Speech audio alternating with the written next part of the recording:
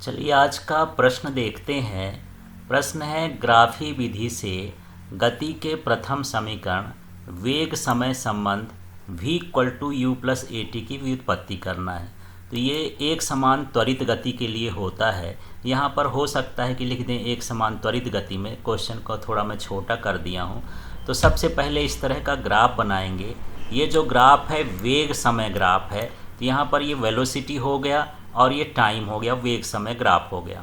अब यहाँ पर ये देखते हैं ये वेग अक्ष और ये क्या हुआ समय अक्ष। अब इसमें से देखते हैं जो यहाँ पर ये ए ओ वाला भाग है ये किसको दर्शाता है, प्रारंभिक वेग को u को दर्शाता है। और ये जो यहाँ से लेकर से ओ से लेकर के ई तक है ये अंतिम वेग v को दर्शाता है, या यहाँ पर दर्शाया हुआ है ये वाली जो लाइन है यहाँ से यहाँ तक की ये अंतिम वेग किसको दर्शाती है, v को दर्शाती है। और यहाँ पर देख लेते हैं और भी ये जो अपना ये लाइन है AD और या कह सकते हैं OC ये किसको दर्शाता है, टाइम को, क्योंकि जितना बड़ा ये है उतना ही बड़ा ये है। और ये किसको दर्शा रहा है, T को दर्शा रहा है। इस तरह से है। यदि मैं BD की बात करूं कि BD कितना है तो यहाँ पर इसका मान समझ लीजिए ये पूरा का पूरा मान V है। V में से इधर का मान जो नीचे का मान है यदि ये U है तो V में से U को क्या करेंगे, घटाएंगे तो BD हो जाएगा। तो ये हो जाएगा V माइनस यू, BD का मान हो जाएगा। तो यहाँ पर आप V माइनस यू भी चित्र बनाते समय लिख सकते हैं। और यहाँ पर कोण लिख देना है क्या, थीटा। तो इस तरह से लिखना है। लिखने के बाद आपको अब चित्र के बारे में लिखना है। माना किसी वस्तु का एक समान त्वरित गति में त्वरण। तो यहाँ पर जो वस्तु है वो कैसी है, एक समान त्वरित गति को व्यक्त करती है।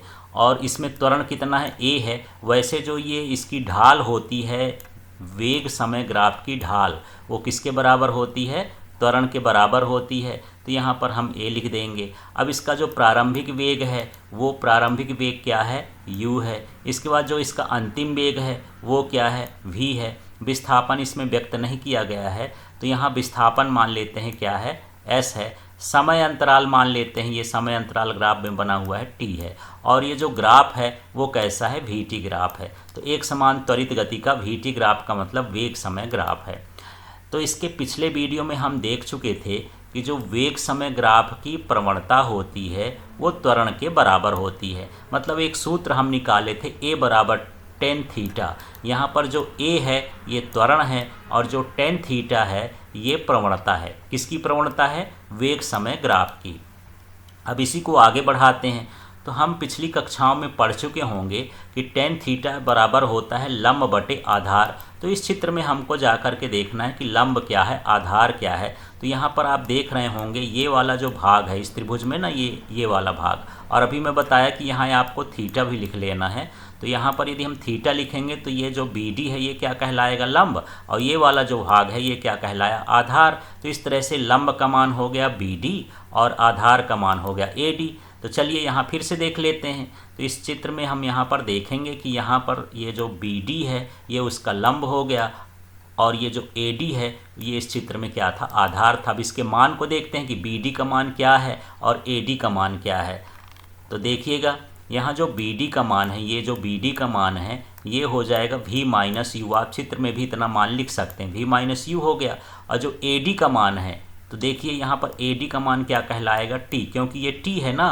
तो यहाँ से यहाँ तक का T है ये भी क्या होगा, T।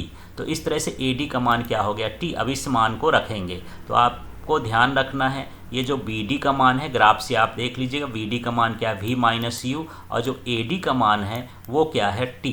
ये ग्राफ से हम लिख दिए हैं। चाहे तो इसके बगल में भी लिख सकते हैं। अब यहाँ पर एक के बगल में T रख देंगे, माने इसका पक्षांतर कर देंगे तो ये AT हो जाएगा। यहाँ क्या बचेगा, V माइनस यू। अब इस माइनस यू का यदि मैं पक्षांतर कर दूं इधर तो ये हो जाएगा u प्लस AT। और यहाँ क्या बचेगा, V। और यही गति का क्या कहलाता है, प्रथम समीकरण कहलाता है। तो ये गति का प्रथम समीकरण हो गया। इसको वेग समय संबंध भी कहा जाता है। गति के प्रथम समीकरण को ये है V माने वेग और T माने समय, वेग समय संबंध भी कहा जाता है इसे।